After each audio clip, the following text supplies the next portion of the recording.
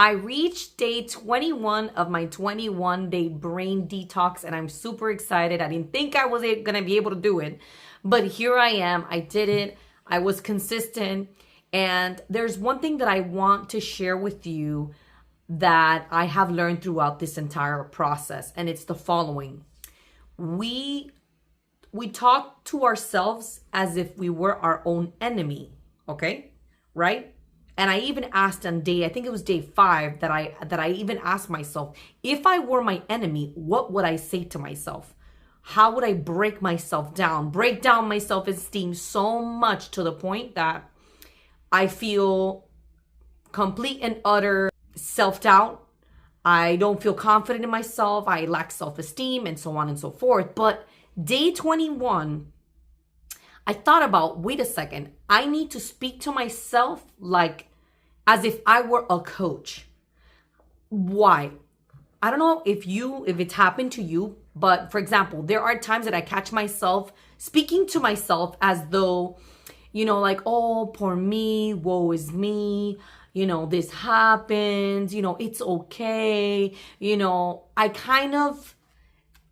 I need to get up. Like, I need to get myself up like a coach would. Like, don't wallow in your sadness and your toxic thinking and the self-doubt. And we need to speak to ourselves as though we were our own coach, right? As soon as we see ourselves spiraling down the whole, like, what if, this doesn't happen, but this is going to happen because this is what my life has been like. Instead of speaking to myself like that, and this is what you need to do, is what are you saying? Get up. You need to get up. You need to keep going. You need to pursue the best version of yourself. Like, no excuses, no complaints, exactly what a coach would do. Are you speaking to yourself as a coach would? That is so crucial. That's one of the things that I wrote down here while I was doing my writing, while I was doing the journaling and just a writing session where I was dumping everything on a page. And speak to yourself like a coach. Get yourself up, get moving. Stop wallowing, stop worrying.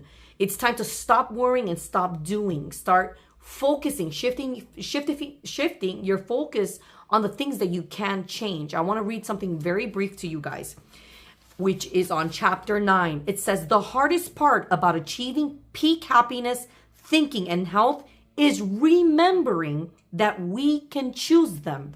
We choose. At the end of the day, that switch on our brain is our ability to choose what we want to focus our attention on, the things that we want to be conscious of. The more we focus, the more we monitor our thoughts, we know what's going on in here, we can enter a different level of consciousness, and being conscious allows us to choose. Now we can be like, okay, no, I don't want to think about this.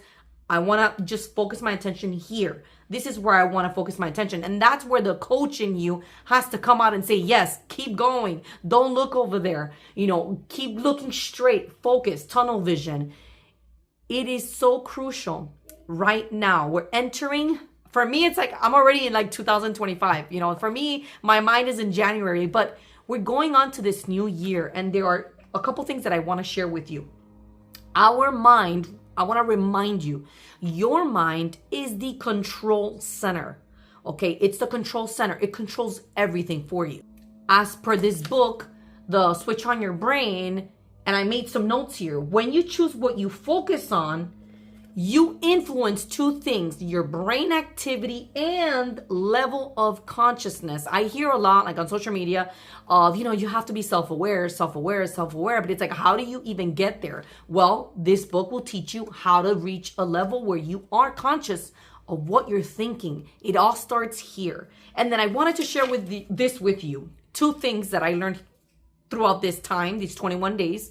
And two things that I think that I need to do. And guess what? I urge you and challenge you to do it too. I don't know about you, but I don't know if you find yourself scrolling on your phone too much or the screen time. Go ahead and check the screen time. How much time you spend on your phone, on social media.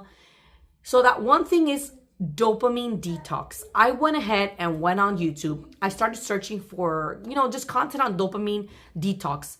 I did not know that there was so much content out there for this whole dopamine detox, because I did the brain detox, but I'm like, wait a second, I need a dopamine detox. I don't want to be entertained. As much as I want to like chill, sit back and watch some Netflix, I kind of want to take a break from doing things like that, or watching a movie, or just being overstimulated by entertainment. So that one thing is, I need a dopamine detox, even if it's 7 days. Let me know in the comments down below what you think about that. And number 2, one of the things that I need, and I wrote it down so that I wouldn't forget, it's called the Little Black Book of Toxic Thoughts.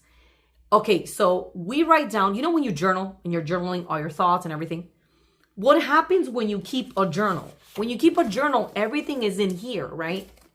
We don't dispose of this. So I'm like, you know what?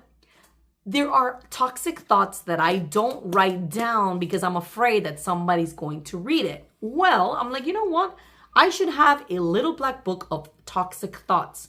And what I should do, which is what I'm going to try, what I'm going to start doing, is I'm going to create just a regular notebook, right? And in that notebook, each page, I'm going to write a toxic thought, but I'm going to take it a step further. And let me know what your thoughts are.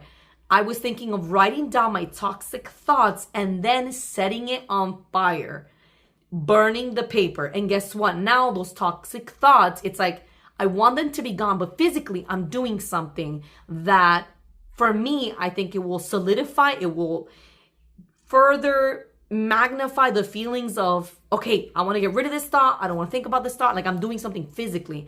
And I feel like that would be helpful. I'm going to try to do it. Let me know if you've done it before, or if you're planning to have your own little black book of toxic thoughts.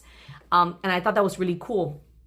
Now, if you want to go ahead and do a 21-day brain detox, I recommend this book. It is amazing. Do it before 2025 starts, or go ahead and do it in January, because I'm thinking of doing it all over again, doing another cycle of this 21 day. I'm going to go ahead and put the links down below for the book, the workbook, the audio.